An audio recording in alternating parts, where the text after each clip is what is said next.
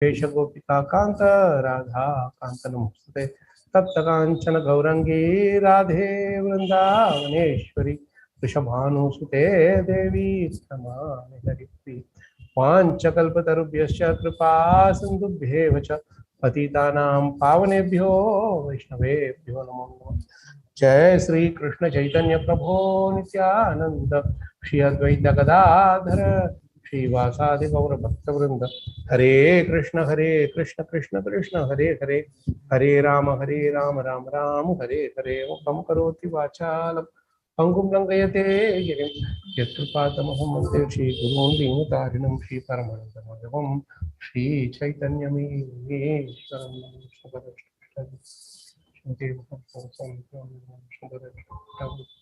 Shrimate Bhakti Vedanta Swami Namaste Saraswati Deve Nirvishesha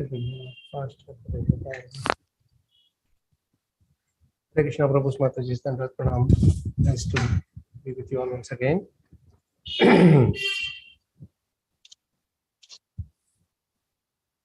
So today we are going to start off with a separate topic that is about the chandas, the science of recitation, science of chandas and the shabdas as per Bhagavatam and the science behind it. Why we have to focus on the shlokas, the Sanskrit shlokas, how deep the sciences, the way our acharyas, the saints and sages, Vyasadeva, all of them, how expertly they have written those, compiled those shlokas. This is something really amazing for us to even learn about it, and it's really something out of the world, really. So we will get into that topic, but that's something which is like a separate unit by itself. So before we get into that, maybe a few minutes you can spend doubts, your ideas, etc., that you have on the subjects that we have discussed so far. There are one or two questions, we can definitely address them. So before we go further, can you please confirm if you are able to, if I am audible, if you are able to hear me? Yes, Prabhuji, you are audible. Okay. I'm getting some internet stability. Any questions, any doubts, any different thoughts that you have, which you can, or which you want to clarify them, or whichever way it is. Yesterday, Shameshwari Mataji was telling she has quite a few questions. So this time I'm opening the floor so that we can discuss some things. Because once we get into the recitation part, it is definitely something which need to be done with focus, full focus.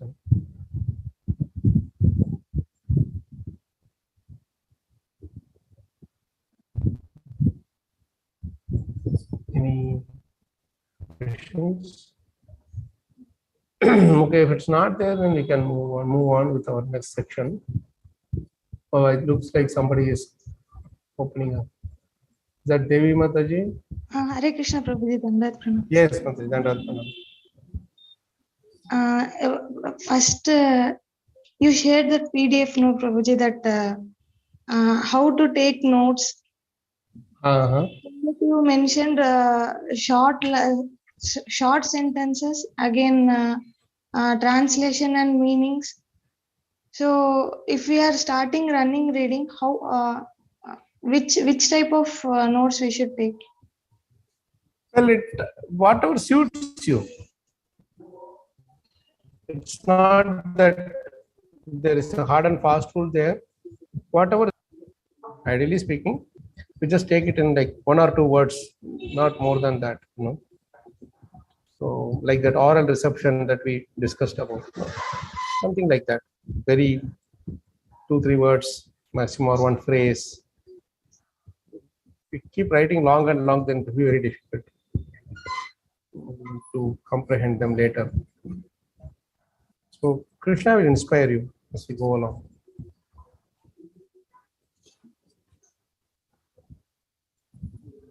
Okay, Prabhu. Yeah.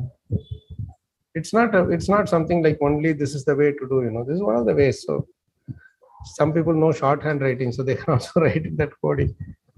And like some people write like, SPOG for Supreme Personality of Godhead. If that is comfortable for them, that's fine. Let them go ahead with it. Okay, Prabhuji. Another question, Prabhuji, that consciousness reading means what, Prabhuji? Consciousness reading. Conscience or conscious? Conscience. Conscience, I told you the other day, no? The meaning of that word. If you remember, it's actually like, you are listening to the heart. So conscience will make you feel moral about the thing, what is right, what is wrong. If somebody is asking for water, you give water. You don't look at where he is coming from, what is his background and all. So that is moral. If somebody is hurt and he is bleeding, what will your conscience say? Okay, somehow I have to help him.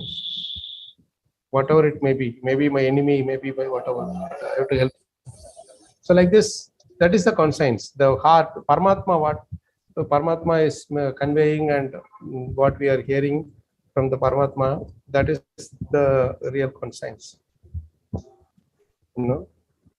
So it is a guide to our behavior, basically. So if we keep listening to our heart, our Paramatma and Atma, then we will be in the right track if we keep acting as per the instructions from them. But by and large, because the mind is always rebellious,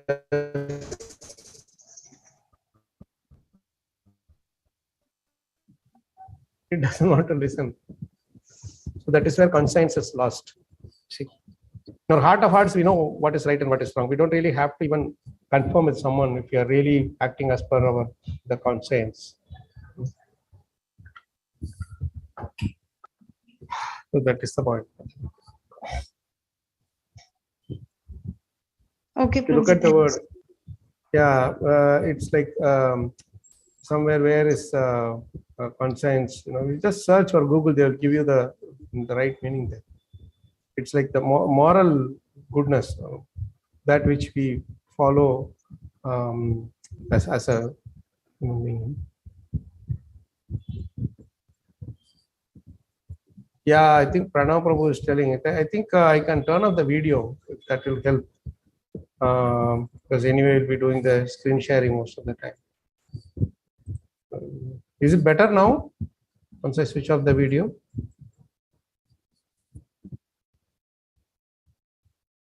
Yeah. Say probably too. So let me. I hope that helps you, Mataji. Mataji.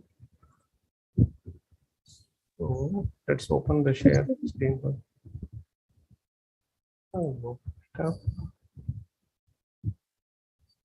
This is the science of Chanda.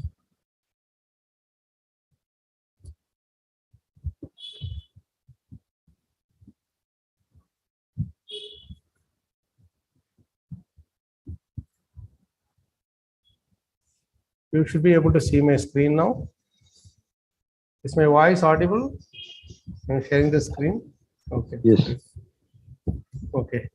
So now here on, maybe it may not be possible to complete it today, but today and tomorrow we may have to look into the this very important section called Chandas, Shabda, and how important is recitation. We'll get a deep dive into this science.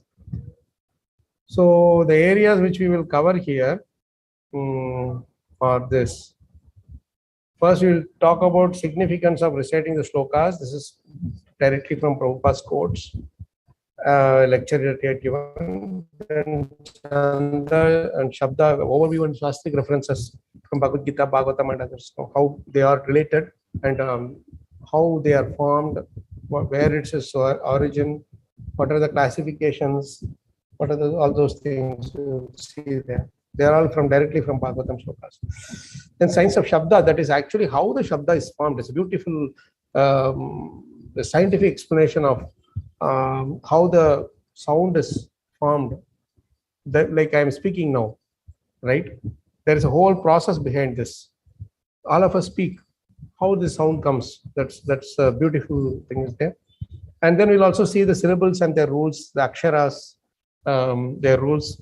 Then there is also in a shloka, if you take, there is the shlokas are formed with the help of chandas. I mean, they are classified into different chandas. And the chandas are formed based on the different ganas. We will see what are those ganas and gana rules, etc. And then we will see the various chandas in the Srimad Bhagavatam. You know, this, ideally speaking, this should have been taken as a separate session by itself. Should be taken as a separate seminar by itself. That's the feedback I got from devotees in my previous batches. But then we will, you know, in that we will probably cover a little bit more. Here we will probably try to cover at a high level.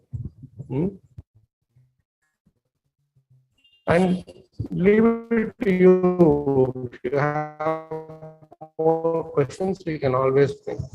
So now, so anybody would like to start off? Hare Krishna, would anybody like to read this Prabhupada's words about the importance of recitation? Yeah, I can read, Prabhuji. Read, Prabhu. Yes, yes, Prabhu. Ramtira Prabhu, go ahead. Okay. There's a lag to YouTube, Prabhu. Okay. Now it's coming. Okay. No problem, Prabhu. Okay. Hare Krishna. Srila Prabhupada's quote on recitation. The thing is hearing the meter and repeat. That's all. The writing is already there. Transliteration. Simply you have to hear the written.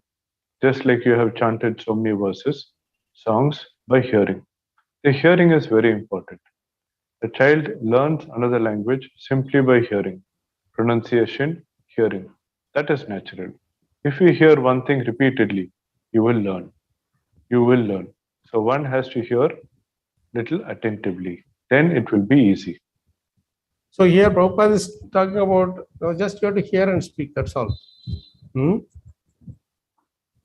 we go further? I'll read, Prabhu. Yeah. You will have no difficulty. Just like you are singing our song in tune. Sings. Samsara Davanala Liddaloka. This is by hearing. So simply you have to hear. Therefore, whole Vedic Shastra is called Shruti. The process of hearing. This is the Mangalarati song. Please continue, Prabhu. So you have to study like that. So many slokas. I am taking so much labor. If you do not read it carefully, it is not that I am making business for selling only and not for my students. You must all read like this. Practice. Why so much trouble is being taken? Word to word, meaning, and then transliteration. If you chant this mantra, that vibration will cleanse the atmosphere. See, this is highlighted because Prabhupada is openly speaking about how much he struggled, isn't it? I'm taking so much labor, he's saying. And he's saying, I'm not doing this for business, for you people to sell and make money out of it. That's not the primary idea. You may do it as an important thing when you are giving the most important is you must all read like this. Practice. You read the word for word. You read the transliteration. You chant this mantra, that vibration, it cleanses the atmosphere. See how much is talking about this sound vibration of slokas, it can cleanse the atmosphere. So this is really amazing. Prabhupada giving so much importance to the recitation. We have not heard this so many times. Sometimes Prabhupada would say, oh, sometimes Western, those who are not used to this culture, Western body, they would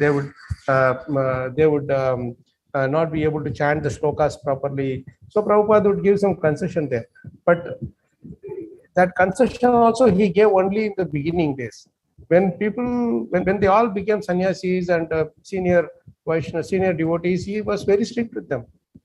He was making sure that everybody chant the mantras with proper pronunciation, with proper lyric, proper meter, everything is proper. Why? Because this is non-different from Krishna. So let's move on. The last paragraph also we'll read. And he is telling now the Falashruti of this. Prabhupada is giving the Falashruti of this chanting and recitation, chanting the slokas and recitation, etc. Hare Krishna Prabhuji, Pranam. Yes. So I've got a question on this. Yes, please. While with the practice, we can chant also. Slokas is not impossible. But Sorry, Prabhu. Sorry, your voice is little bit not audible. What is that? Can you come again? Yeah, Prabhu. Is it here now? Okay. Yes, I think yes, chanting is absolutely okay, and we must try our best to start chanting them properly. But lot of devotees are not joining, and lot of devotees are joining now, are with us, and they may not be able to know anything about Sanskrit. So what should we do about that? They are not joining now means not joining the groups, you are saying? No, they are joining now. Lot of devotees are not joining. Oh, new people are joining. You are saying new people are joining. New people also, even semi-new. Those who have been 6, 7 years. Yes. They are not very thorough with Sanskrit language. So how should we do that?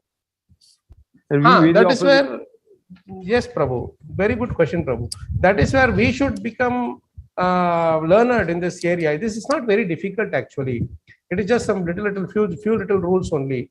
And especially those who are from India, we can easily catch up those different pronunciations. And even for those who are not from India, Prabhupada has given in the last page the pronunciation guide with the English words. That is why Prabhupada is talking about a transliteration in the first paragraph. If you see, the writing is already there, transliteration. He is not expecting us to read the Sanskrit aksharas only. He is expecting us to read at least the transliteration, because if you see the Sanskrit versus transliteration, Prabhu, there's a huge difference. And Prabhupada has made it so easy for us. See, I will tell, for example, this, we'll take this one. You're able to see my screen, right? For the Sanskrit and the Veda base. Yeah. You see in this sloka, if you know, I'm sure you will know Sanskrit, so I'm talking about those who may not be aware of it. See, this entire first line, this in Sanskrit, in the Devanagari script, it is one single word. Only yam is separate. Yam pravrajantam anupetam apeta krityam. This pravrajantam apeta krityam is one word. Whereas, when you read the transliteration, Prabhupada split it to make it easy for us. Yam pravrajantam anupetam apeta krityam. You see how nicely he has split it? They are separate words. But as per the Sanskrit rules, they all are sandhi. They are all mixed, combined together. Whenever there is... Sandhi Vishad has to be done by those who know it, Prabhu. Yeah, but we don't need to know it. That's what I'm saying. For us, this is more than enough, I'm saying. If you know it is well and good. If you know the sandhi, samasa, etc., it's well and good. But if you don't know also, it doesn't matter. Because Prabhupada has split it for us. He has done the hard work of splitting it for us. See, this whole thing, for example, Sarva Bhuta Hridayam. See what he is telling here? Sarva Bhuta Hridayam with hyphenated word he is giving. Very easy to pronounce. That's what I'm saying. So it is very easy. We just have to little bit of attention we have to give, and then even the new people will also catch it up easily. I am seeing that many times devotees are a bit careless about pronunciation. They say sha, sa, everything mixed up, and then na, na, those are also mixed up. And then when we talk in the public, with at least within ISKCON, it's not so much highlighted or pointed out, because Prabhupada has trained us in that way that we should never make ridicule somebody who is not able to recite properly, which is the right way. We should not be making fun of those who are trying, but they are not able to catch up that the nuances of the Sanskrit pronunciations. But when we go outside, we cannot expect everybody to be kind to us. In the sense, you go and preach to someone who may be from a different background, whatever. They may just tell something which will be very hurting to us, So, and not that we are, not that they are wrong, but it must be something which is true of us. So Prabhupada, that's why he is in this particular in this thing on recitation, is telling this last paragraph. If you read, this is some questions. After reading this, maybe we will discuss further. Can somebody read the last paragraph? Either Maharaj Prabhu or one of you, Ramtala.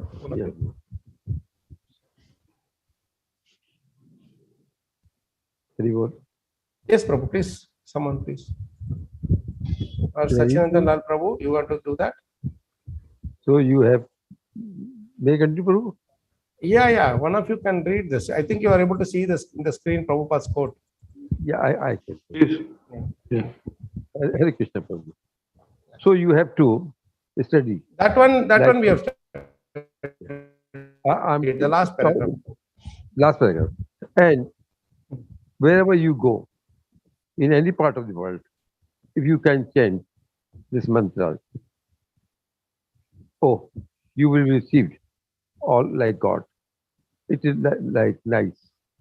And in India, he will actually receive like gods if you can chant this mantra. They will so offer their respect. So many with the mantra.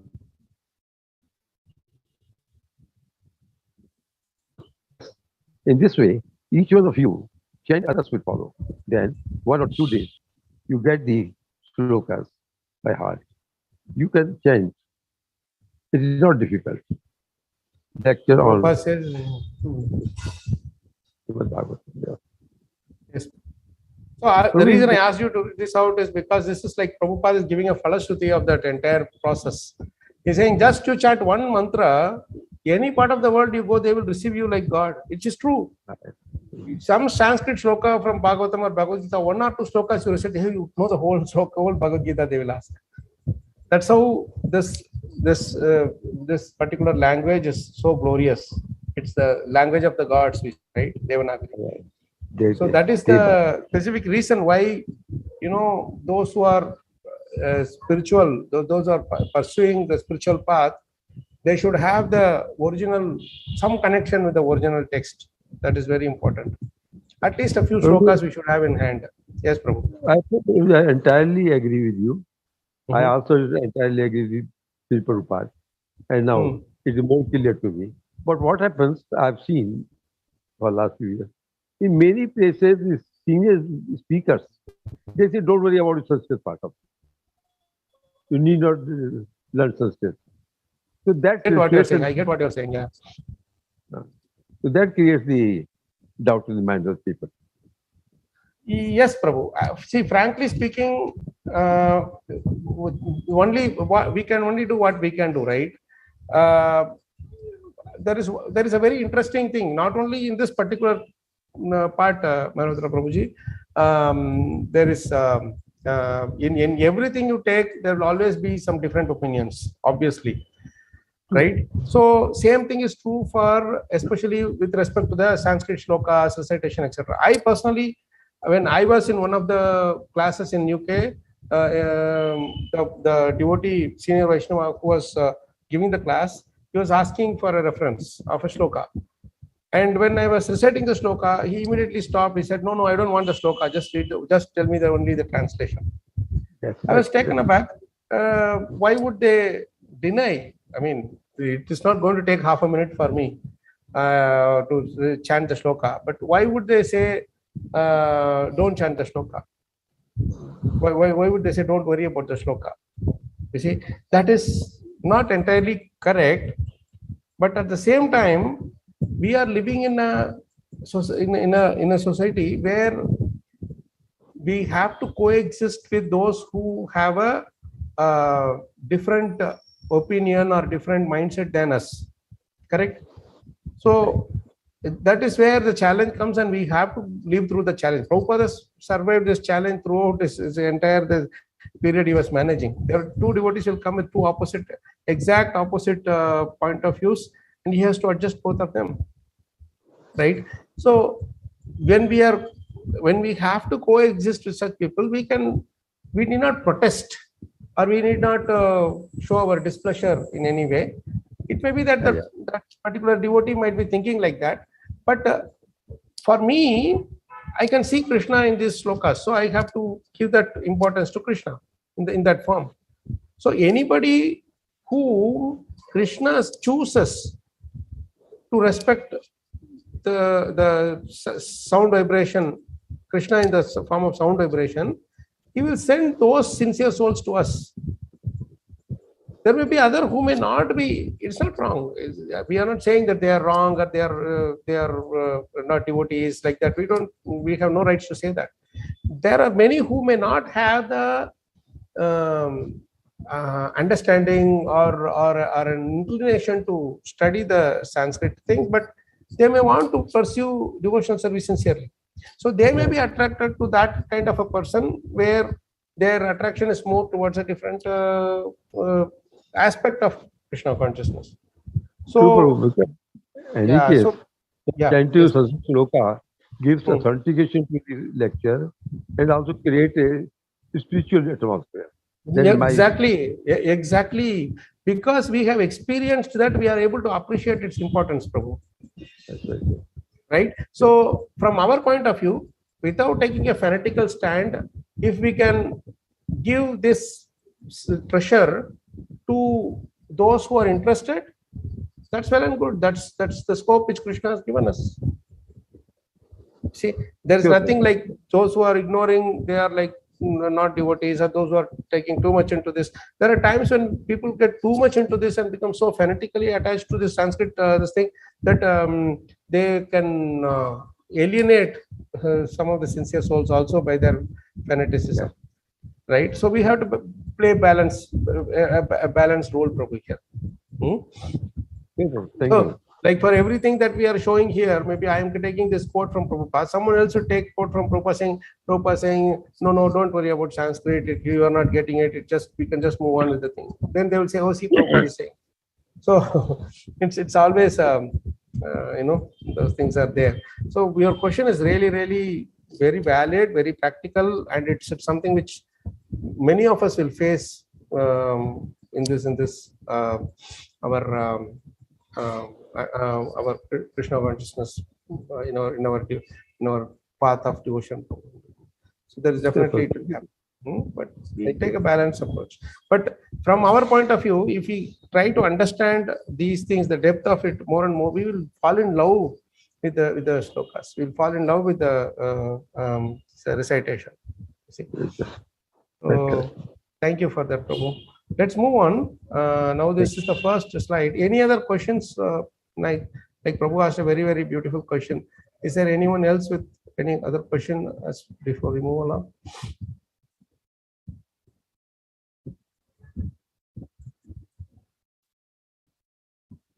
So then we'll move on. In such situations, what should be the stand we should take? That's what I told you, Anandaram Prabhu. We should, without alienating the others, we will just take a stand where we are more sober, because you have idea about something which they may not know. If they have a genuine eagerness to learn, we can share the treasure with them, share the science of this, the beauty of recitation, its nuances, how beautiful it is, all those things we can share with them. Because at the end of the day, we are not getting into the technicalities of it. We are understanding all these things to be really express our awe and reverence to the acharyas, to the sages and rishis, how Valmiki, how Vedavyas, and all of them had composed these beautiful verses, that which are not simply read but they are sung. They are sung. Gita, Bhagavad-gita means it is sung by Krishna. So we only try to share with those who have a sincere eagerness to learn these things. If somebody is ridiculing, if somebody is calling you, hey, this guy is acting like a pandit, he is acting like a scholar, Prabhupada did not give so much importance to this and all kind of things, we just ignore them. That's it. You can't go and pick up a fight with them. What's the point? There's no reason. Because when Krishna inspires that person to have the eagerness to learn, we will give them. Until then, we will continue with our relishing. We will enjoy our thing. I hope that helps, Prabhu.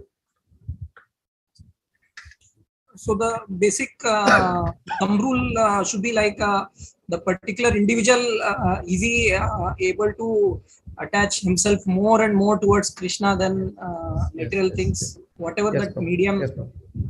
Yes. Is. Frankly speaking, Prabhu, if you go deeper and deeper inward with this science, science of Sabda, Chanda, etc., we will only start relishing and seeing Krishna more and more in this entire science. You will see Krishna in every akshara, as Prabhupada keeps repeating it in all his purports, because he learned Sanskrit so much. My Guru Maharaj is a Sanskrit scholar. That's why he would give us so many nice, interesting nuances, the tricks and the secrets behind how certain things are composed in a certain way, the reason behind it, the science behind it, and all that. But there are others who may not be interested in knowing that. So we don't want to waste our time. We'll say, yes, for you that is correct, for us this is correct, fine. One side is appreciating the work and appreciating the slokas and the technicalities and the wonderfulness in it. But at the same time, like if there is any good art or a good singer, we can appreciate, but we may not become a good singer always. Yeah, there is no need to. And sometimes generally we may try, but not everybody will be reciters. And even reciters also. But Prabhu, one thing is that yes, Prabhu, go ahead. Yes, Prabhuji. You were saying something. Reciters also. In reciter also, some of our very good friends who are good Bhagavad-gita, Bhagavatam reciters, they were saying that able to do this because of the transliteration Prabhupada has given. Otherwise, it would have been very difficult. Like the one you pointed out. Yeah. Now in Navi Mumbai also, the best people who are able to do recitation, once confidentially devotee told that this is how I am able to manage, all thanks to Prabhupada. That's why I am able to appreciate more and more, and I am able to do this Bhagavad-gita recitation activity also more and more. Yeah. The more we fine tune, the more it will be relishable. It's nice. Thank you, Anandam Prabhu. That's a very, very beautiful point you brought up. Yeah, thank you. So let's move on. Now, let's try to understand this Chanda and Shabda, Shastric references to these Chanda and Shabda. You'll be amazed to hear some of the hidden secrets. Able to hear me, Prabhu Mataji? Yes, Prabhu. Yes, Prabhu. Okay. So there are a few points here. What does Chanda mean? Chanda means, in Sanskrit, it means pleasing, attractive, very delightful, charming, etc. And the root word is chad, which means it's esteemed to please or make us feel good, feel pleasant, feel happy, and that nourishes, gratifies, or is celebrated. All these meanings are there for just the word Chanda. Imagine how much Krishna has put in that this one shloka, each shloka has a chanda, chanda class and chanda name. So if you see, there are total 13 crore 12 lakhs 27,000 chandas total for as per the rules you can form. Just like you can form so many different ragas based on the rules they have for the swaras, the different swaras. Similarly, this many chandas are possible. But in the entire Vedas, all 4 Vedas, Mahabharata, Ramayana, our Upanishads, Vedanta Sutra, everything you take, Puranas, everything you take, everything put together, there are only 60-70 chandas total used out of this 13 crore chandas. Imagine how much more is there, this ocean of chandas to explore.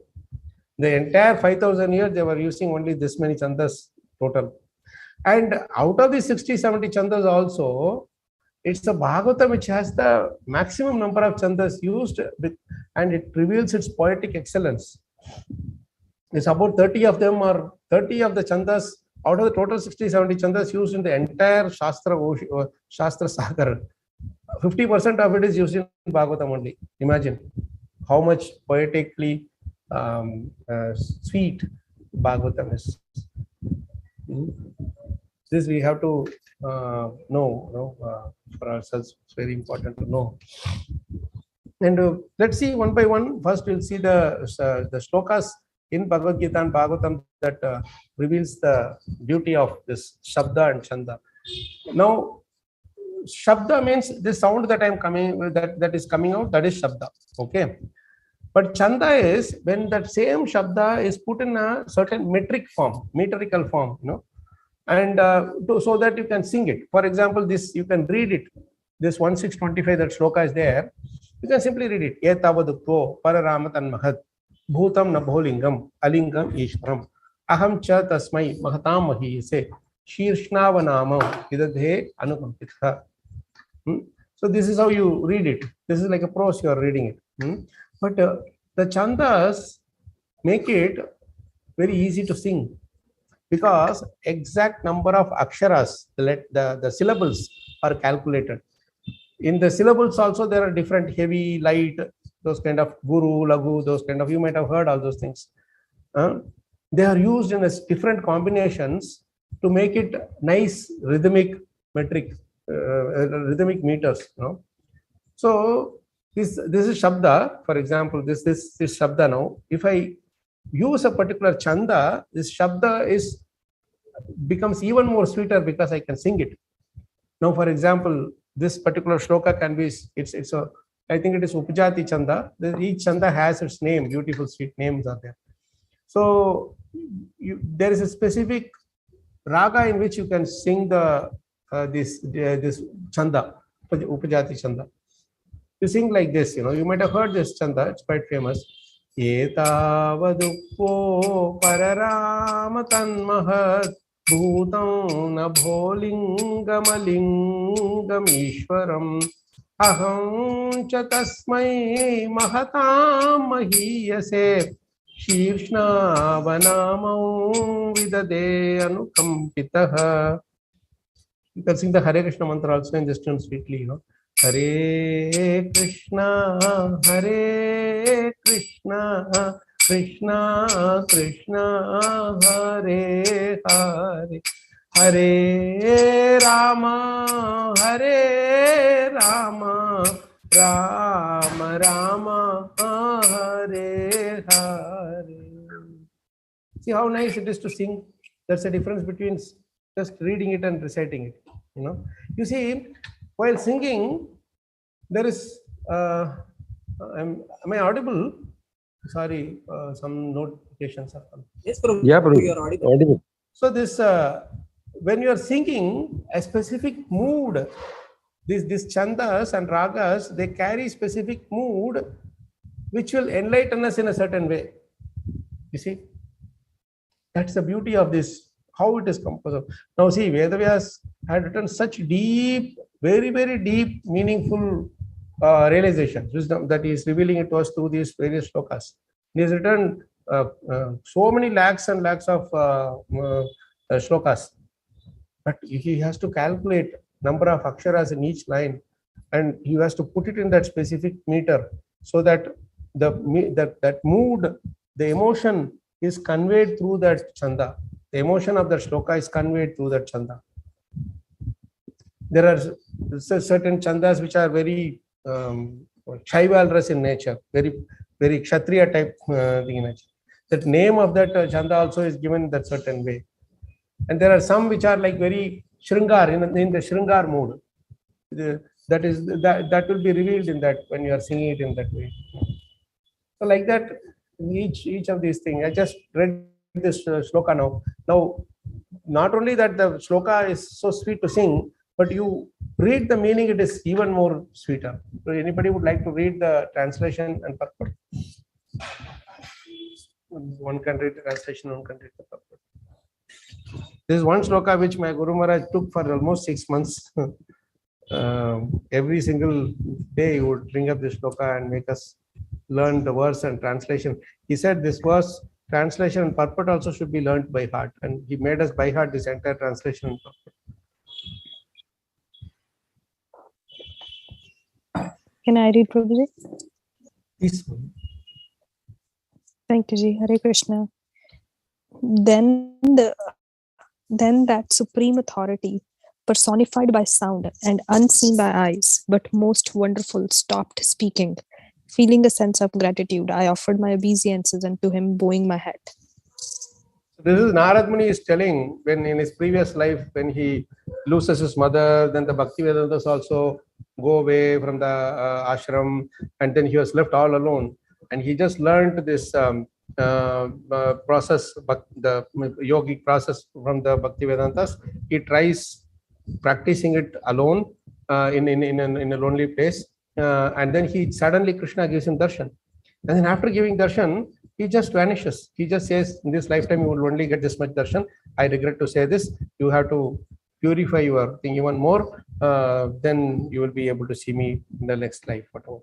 Then actually Narad Muni speaks this verse. This is a beautiful section actually to reveal for us. Then that supreme authority, Krishna, personified by sound and unseen by eyes. This is a most beautiful phrase that Prabhupada has used in all of Bhagavatam. Bhutam, that is most wonderful. Nabholingam, Alingam. Ishwaram is supreme authority. Nabholingam and Alingam. Nabholingam means what? Lingam means one whom we can see is called Lingam. So Nabholingam means one who is personified by sound, one who we can see him through the sound. Krishna is called Shrutai Ikshita, means one who can be seen through the ears, seen through hearing. So Nabholingam means we can experience Krishna in his sound vibration, but he is not seen, unseen by eyes, is Alingam, right? So this is the most beautiful thing he is speaking here. Saying that Lord who, while speaking, I could experience him, he stopped speaking. He said, this all we will hear from me now. Now you go on with your practice. Feeling a sense of gratitude. He was so grateful to Krishna for revealing a very transcendental secret. What is a transcendental secret? Krishna said, I'm not going to give you my darshan anymore.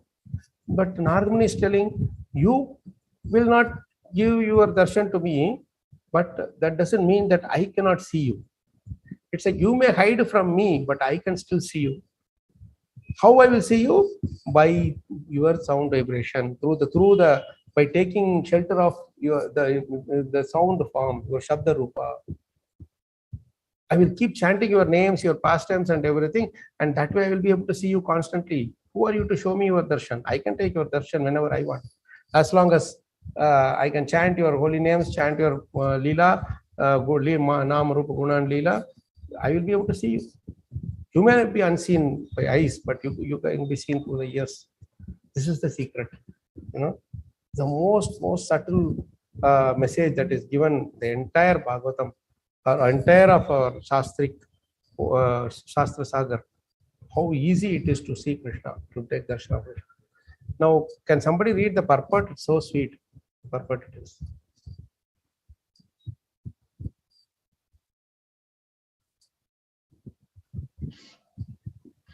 I read, Prabhu. Please go ahead. Hare Krishna. Purport. That the personality of Godhead was not seen but only heard does not make any difference.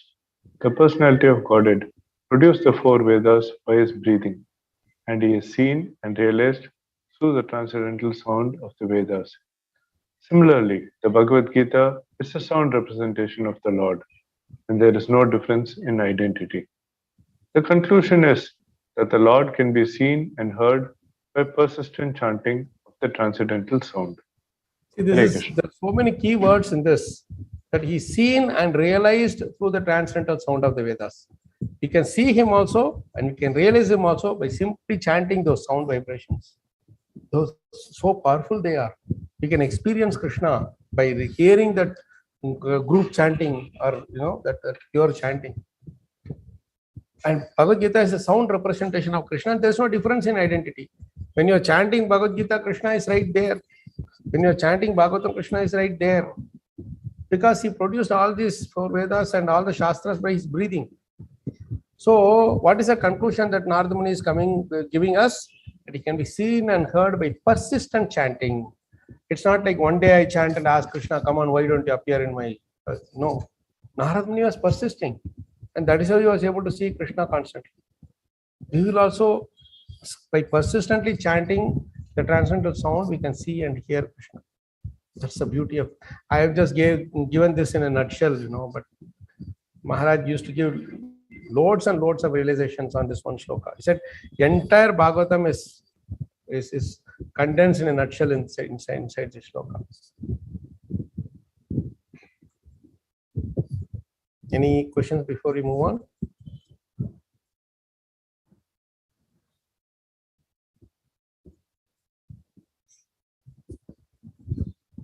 Okay, let's move on to the next shloka. These are all shlokas from Bhagavad-gita and Bhagavatam only, which tells about the importance of Shabda, Chanda and Shabda. The next one is from Brahma's prayers. Brahma is praying for the power of creation, praying to the Lord. So he is revealing Krishna that the powerful thing about Krishna's sound vibration, the chanting sound vibration, that you can be seen through the ears, you can be smelt through the ears, you can be drank, you can drink it as a juice through the ears. So ear can do all the activities of the other organs, other sense organs, you see. And that is the beauty of the ear. And why? Because the sound vibration is so beautiful, because everything comes from sound. So this shloka is so nicely recited. The chanda, name of this chanda is called Vasanta Tilakam. And you can see this in the Brahma Samhita. So usually Brahma Samhita we recite, no? That is in this meter only.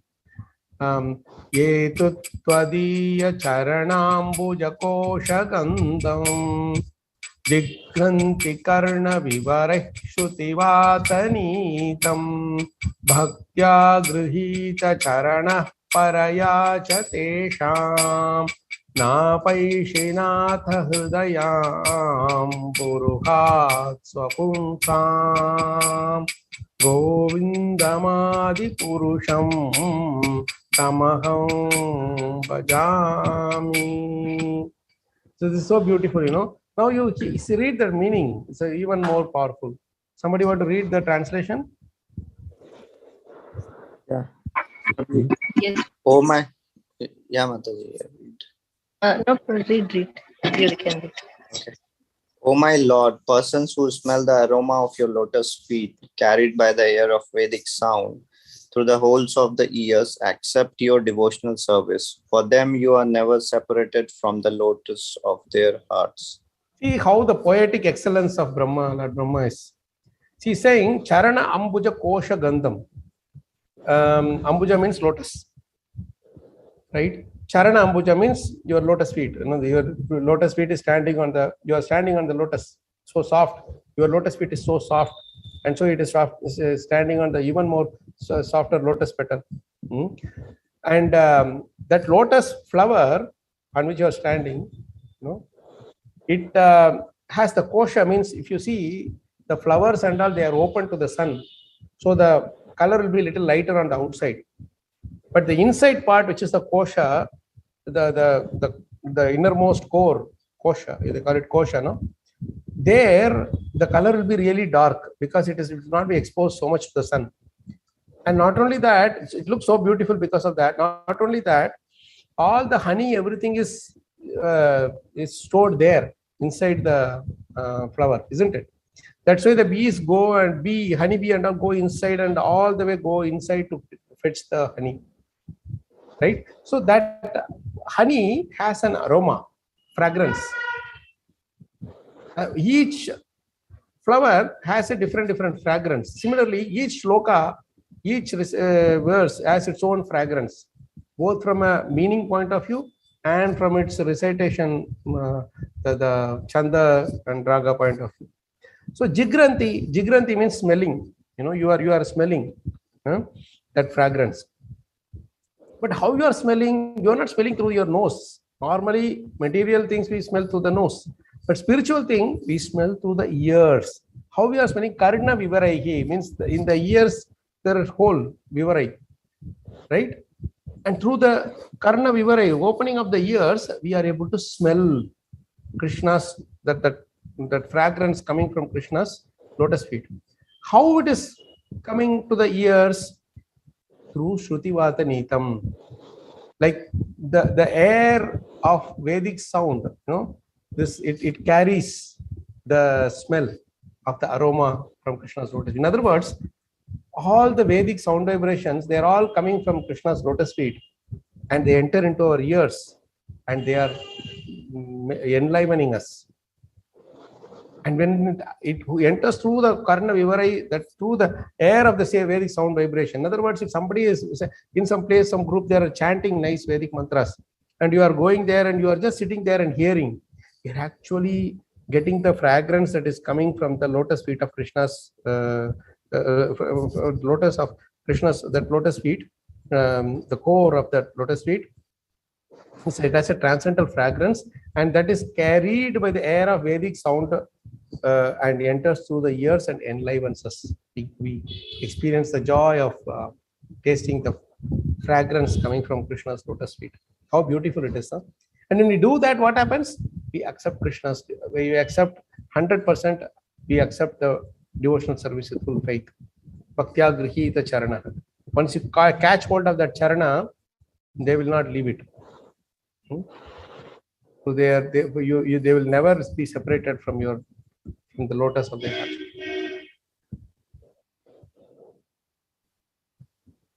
How beautiful this sloka, no? So this is how they make it so beautiful. All this wonderful. Now this is Vishnu Purana.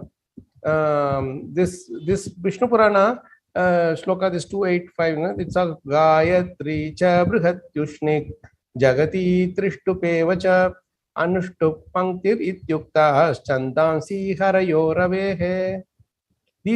There are different classes, chanda classes that we call it as Gayatri, Brihati, Ushnik, Jagati, Trishtup, Anushtup, Pankti, etc. These are 7 different chandas. They are the 7 different horses that are tied to that drive the chariot of the sun god.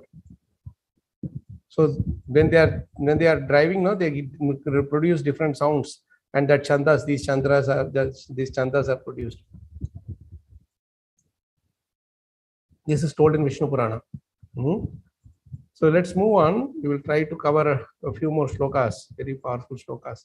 Now Bhagavad-gita talks about chanda, right? It's a very nice thing.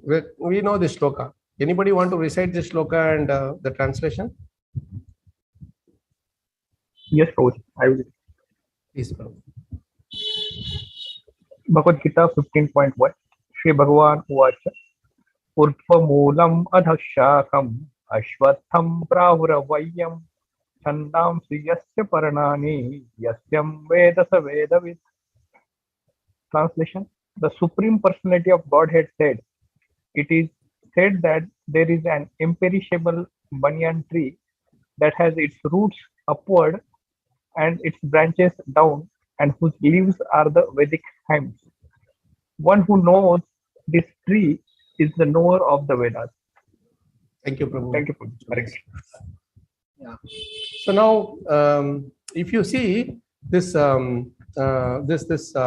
entire verse, no, that this word chanda is used so nicely, you know. This chanda actually it refers to Vedas. Like the whole of this chanda is all coming from the Vedic scriptures. So anytime you refer to chandas, by default, the word Vedas they are interchangeably used. So it's like if you see the entire tree, you know, this entire tree of the this world, you see that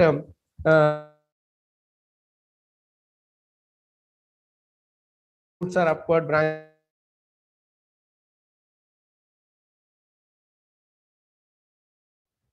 Hare Krishna. Prabhuji, you are not audible. You are not audible, Prabhu. Branches down, that is all fine. But the leaves, so these leaves, which they're different. Hare Krishna. Hare Krishna, Prabhu. Prabhuji, you were not audible for last couple of lines or minutes. Oh, couple of minutes I am not audible. Okay. No, last two lines we can say. Okay. So basically this word chanda is interchangeably used for Vedas. You know, it's like, for example, we have this photocopier. You know, anywhere you go, they will write, in our India, they will write Xerox, Xerox, Xerox. Xerox is not the thing. Actually, Xerox is a company which invented that photocopier. But instead of using the word photocopy, they just use the word Xerox. Take one Xerox copy, Xerox copy. Right? Why? Because whatever that thing was invented, that was originally invented by this Xerox company. So it became like that. The same way, these chandas were originally used in the Vedas, due to which whenever these Vedas are used, you know, wherever you have to use the word Vedas, they use the word chanda. Chanda means Veda. That's how it has become. So the next one is really beautiful. Please tell me, please just message if I am not audible, because I am not able to. Today, this internet is a little bit choppy here today. This is another beautiful verse in which we talks about how the Kumaras, you know, they are glorifying the Lord, and when they are glorifying the Lord, Anantashesh, who is on whom the Lord is lying down, is the Anantashesh is enjoying this the beautiful rhythmic accents with which the Kumaras are chanting the various Vedic mantras. You know, Muhurgrunanto vachasanuraga skhalat padenasya krutani tajñah kirita sahasramani praveka pradyoditoddama phana sahasram. Can somebody read this translation? May I read, Prabhu? Please, Prabhu. Hare Krishna, Prabhu. The four Kumaras, headed by son Kumar, who all knew the transitional pastime of the Lord, glorified the Lord in rhythmic accent, selected words, full of affection and love.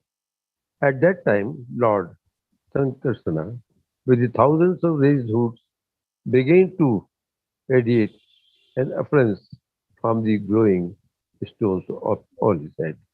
Thank you, Prabhu. You see the key words here, I've already highlighted it. See, when we are glorifying, this is not simply some scholarly thing that we are doing based on our panditya, whatever. No. Whatever we are learning to sing lovingly, that is to glorify the Lord in rhythmic accents. This is what rhythmic accent. This is called rhythmic accent. Rhythm.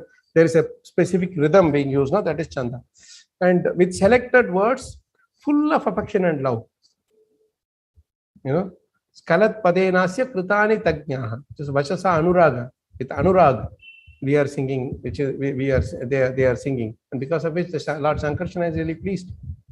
If Sankarsana is pleased, then definitely Krishna will be pleased, right? So this is a very important indication of or a proof for how this transcendental recitation will be very pleasing to the Lord, because the mood is one of glorifying the Lord with full of affection and love, and that will really please the Lord and his devotees. Okay, now we will close for today. Here the sloka is about 3 slokas are there combined together. It comes in the 11th canto. It's a very, very deeply meaningful verse, which gives a lot of insight into how Krishna is producing all the various chandas, these various aksharas, and all these different rules and regulations that we have, the vowels, consonants, semi-vowels, sibilants, all those ones, how they are all produced. That's so nicely explained in this. Let's read directly the translation, that's interest of time. Anybody would like to read this translation? I can read. I'll read. Please, one of. Yes, Kameshwari Mataji, please. Okay. Just as a spider brings forth from its heart its web and emits it through its mouth, the Supreme Personality of Godhead manifests himself as the reverberating, primeval vital air, comprising all sacred Vedic meters and full of transcendental pleasure. See, so nice this is, Mataji. Let's break it because it's a long translation. You see, the key thing is he is bringing it from his heart through the mouth. He is bringing it out. What is he bringing it out? The sound vibrations. And what is it that he is doing? Is manifesting himself in the form of those Vedic meters. You see how nice it is? So whatever we are reciting now, they are actually non-different from Krishna. Any sloka from Bhagavad-gita, Bhagavatam, or anywhere else in the Shastras, they are non-different from Krishna. He is manifesting himself as the reverberating, primeval, vital air, comprising all sacred Vedic meters. Remember this primeval, vital air. This primeval, vital air is the vayu that is there. It is generating all the movements, thoughts, and everything in our memory, feelings. Everything is created from the vital air in our body also. So that he is manifesting himself as the reverberating primal vital air, and then it is composed of all the sacred Vedic meters and full of transcendental pleasure. That is the important key word. Because when you are chanting, you experience some pleasure, and that is coming because of Krishna's presence there. If Krishna is not present there, you will not get that same pleasure. You recite this shloka and you are getting some pleasure. You recite some English prose or some poetry or something, you will not get the same pleasure, isn't it? Some text somewhere from somewhere, newspaper or somewhere, you will not get the same pleasure. So let's continue, Mati. This remaining one. Now, probably what is reverberating? Reverberating means vibrating. It's that resonance we say, resonance. Like when we are doing some vibration, it has an impact on the another person. That is called reverberation. See, you have a tuning fork, and then you keep another thing stationary next to it. Then this vibration of the tuning fork will catch on to the stationary thing also, isn't it? Yes, that's how this.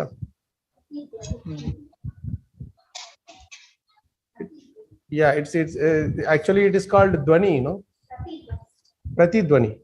Reverberation in Hindi is pratidhvani. Dhvani is the sound vibration, and when it hits and comes back, you are feeling that you're feeling that it is multiplying, right? That is called as reverberation. Yes. See how nicely Prabhupada has given this whole thing so nicely, Wonderful. Yeah. So let's read the next part. Yes. Thus the Lord from the ethereal sky of his heart creates the great and limitless Vedic sound by the agency of his mind, which conceives of variegated sounds such as the sparshas. We have this different this thing, sparshas, talavya, dantavya, murdhanya, like that. We have for the kaka, gaganga, chacha, jajana, that and all. We have each one of them. We have different names, right? The classes, pa varga, ta varga, like that. So all these are coming from the heart of Krishna. These are not simply just someone sitting and writing, okay, from today we will say Ka means this like this, Ka means like this. No. They are all coming from Krishna directly. That's what Bhagavatam says. So let's go further.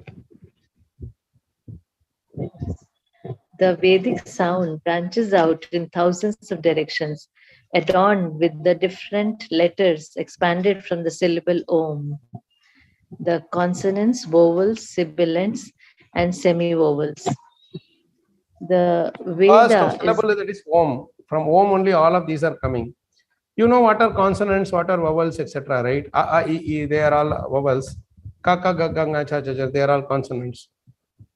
The vowels are called swaras. Consonants are called vyanjana. The vowels are called swara. Why? Because swa rajate iti swaraha means that which can rule by itself. So it's like the soul. It's in our letters and all. So swara is like the soul, and consonants, the vyanjanas, they are like the body. They do decoration. Like the A is decorated when you say ka, ka, ka plus A, like that. So in the combination, they can do this thing. But it's swaras are coming basically from the vowels. These things you will see. There is a slide in which I have listed all these different consonants, vowels, sibilants, etc. Let's go further. The Veda is then elaborated by many verbal varieties expressed in different meters, each having 4 more syllables than the previous one. So this is the chanda he is talking about. Each chanda, the one chanda to the next chanda, the increase in the number of aksharas, syllables is 4. Like suppose 8 is one chanda, the next chanda will have 12. Then the next one will have 16, like that. The reason why they are 4 in advance is because there are 4 lines in a shloka normally. So each line you will have one extra. That becomes 4. So that's how it increases by 4. So then please continue, finish the last line of it. Yes, ultimately, the Lord again withdraws his manifestation of Vedic sound within himself. See how nice he is bringing it, just like the spider, bringing it from himself, and then he consumes it also within himself. That is how this Vedic sound works. Such a nice scientific presentation of this Shabda and Chanda and all the Aksharas and everything in just 3 slokas in the entire Bhagavatam. And one more shloka, with this you will finish for today. Huh? This is because I don't want to keep this hanging as a separate thing. With this, the shloka part of it gets kind of over. So this shloka is from Panini Shiksha. Here, so far you are talking about from Bhagavatam. No, here there is a Panini who is the author of the modern thing, Sanskrit, who brought it away, expanded it. He is actually given a very, very nice the shloka, which I courtesy my Guru Maharaj research on the Sanskrit things. That this is a very beautiful thing. How like we are speaking, how the whole process of that, the sequence of that process works. How from Krishna, how it came in being, that we saw in the Bhagavatam yesterday. This is the previous one. Now in this shloka, we can see how from us the various words and all, they all come out. First thing is, please read. Somebody can read this. If I just keep reading, it will not really make sense. Someone reads it, will be much more better.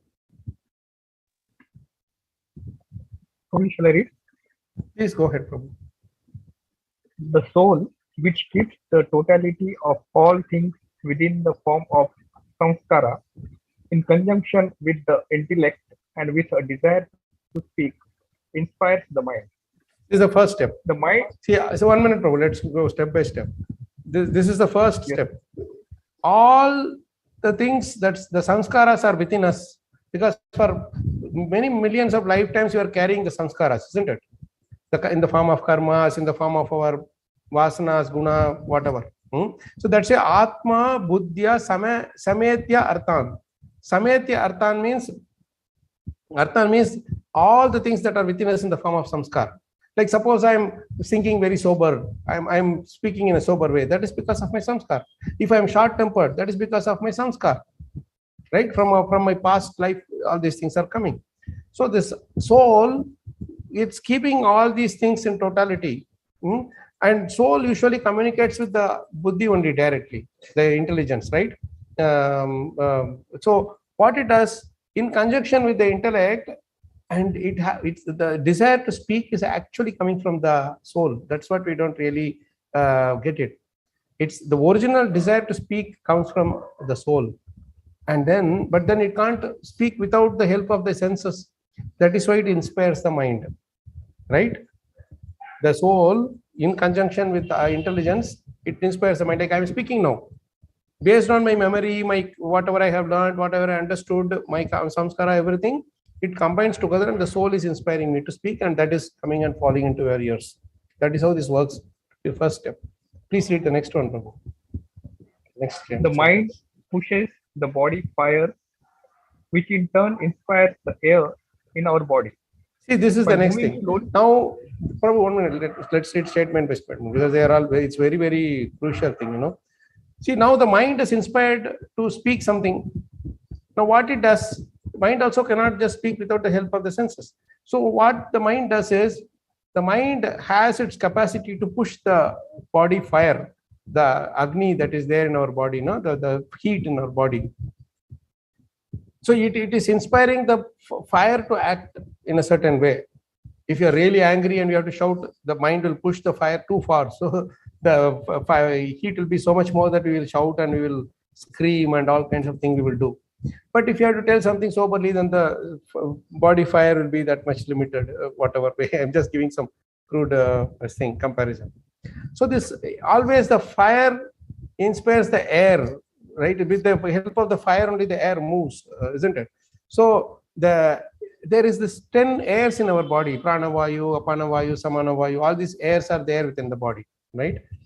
So there is this air which is there near our chest, our chest and our from nabi to the chest.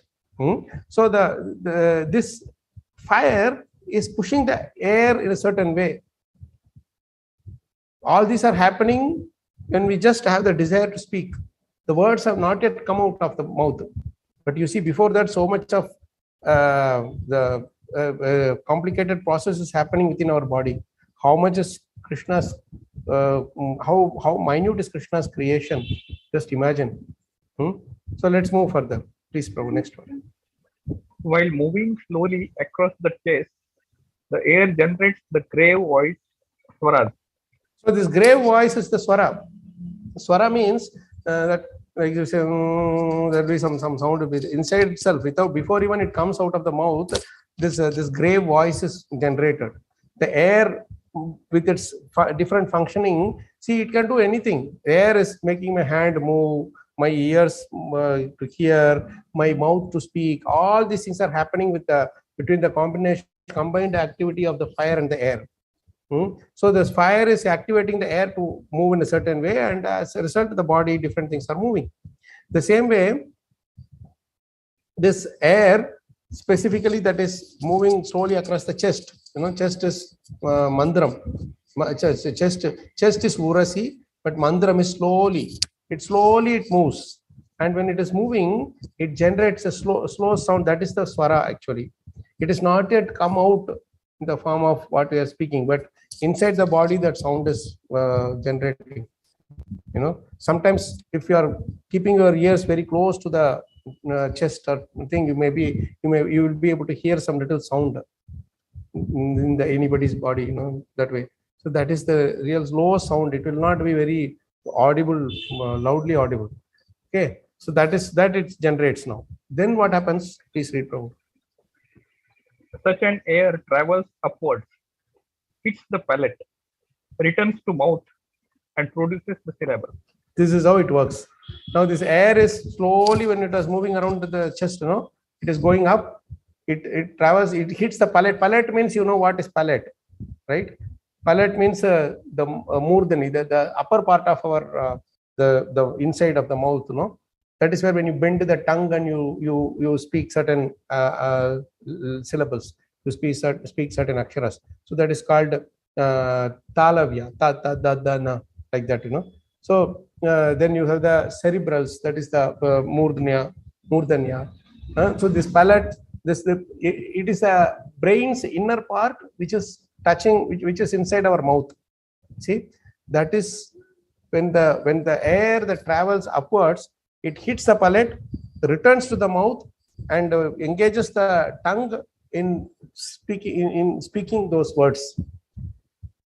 Now you see the science behind the whole thing. So all starts from the soul and ends in the mouth.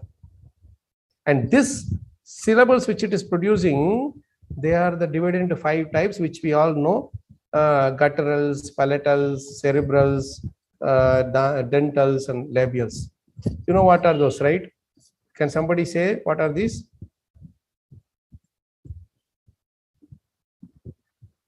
We all know that Devanagari script, ka kha ga ga nga cha cha cha cha, like that, right? So what is gutturals? Kantya. Based on which part of the mouth we are using, that is how it is named. Very simple. Like for example, ka ka gha ga nga, that is kantya. Kanta. Our throat is used. They are called gutturals. And then cha cha ja ja nya, that is talavya, that is palatals, that touches the palate inside. Cerebrals, ta ta da da na, that is murdanya. Murdani means the brain, the upper part of the cerebral. Like cerebral means the tongue when it bends, it touches that part upside, that is called cerebrals. And then dentals, that is dantya, that is ta ta da da na, that is the dantya. Then labials, pa pa ba ba ma, it's called all lips. Labials means lips. Oshta means lips, we know. So it's all about pa pa ba pa pa ba, what is that? Pa pa ba ba ma, right? That for everything we are using only the lips there. That's why it's called Oshtya.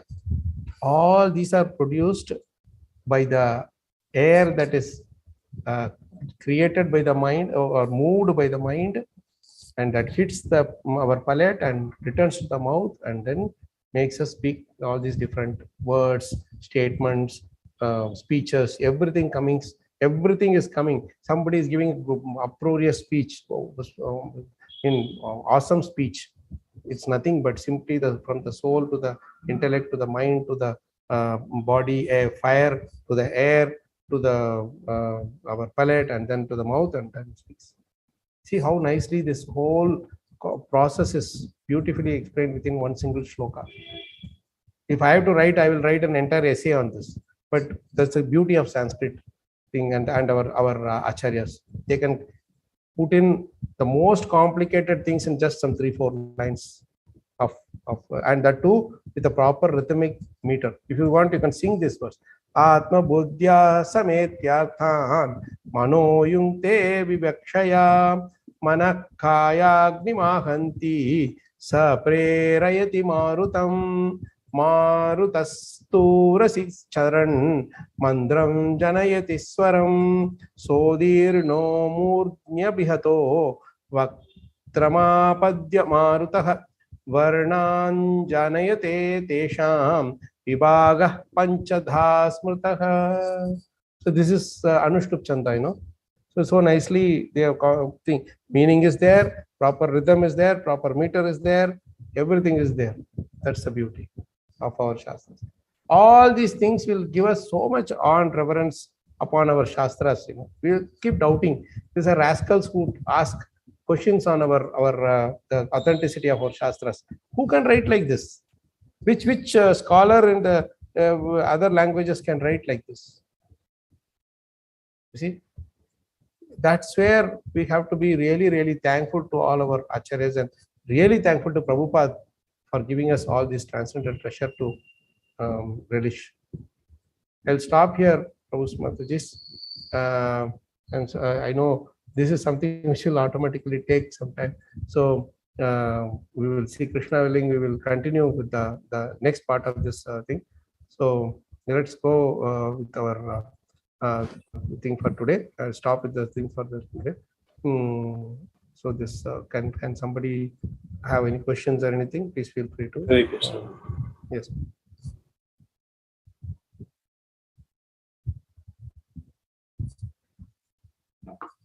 Whenever you come across some sloka next time in Bhagavad-gita or Bhagavatam, please understand so much has gone into that particular sloka before it is revealed to us. That's why, because it's all coming originally from Krishna. That we saw in that 11th canto verse, the previous slide.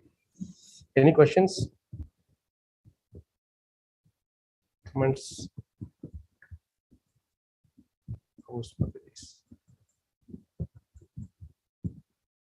Tomorrow we'll see how the various chandas, the different ways to sing the different tunes, and the different verses, different tunes to sing. What is the rules behind that? All those things we will see. Krishna will. Is that okay? You might find it a little bit technical, but I would suggest that you can go through it a little bit at least, so that it will be very useful for us to, at least we can appreciate our translation shastras. Taken us back to school days. Sorry, Prabhu? It has taken us back to school days. But yeah, Many decades I was hearing it. Sorry, Prabhu? I'm hearing it again after decades. Next, tomorrow we'll see more of it. That that Yamata Rajabana Sagala and all, no? That those things are used for chandas and the Chanda Shastra. Exactly. Thank you, Prabhu. Thank you. Very informative. So, Anandaram Prabhu and Madhu Said Prabhu, I think can stop here. I think it might be a little bit difficult for devotees to digest. Maybe we'll probably stop at this point and continue tomorrow. Huh? Thank you so much. Thank you so much, Prabhu Mataji. Hare Krishna. Srimad Bhagavatam ki jai. Srila Prabhupada. Thank you, Prabhuji. Thank you. Thank you, Prabhu. Thank you so much. Thank you, Prabhuji. Dandavat Pranam. Hare Krishna. Dandavat Pranam. Thank you so much. Thank you very much, Prabhu. Hari Bol. Hari Bol. Hare Krishna, Prabhuji. Thank you so much. Dandavat Pranam. Thank you, Prabhu. Thank you so much, Prabhu. Krishna. Thank you, Prabhuji. Dandavat Pranam. Hare Krishna.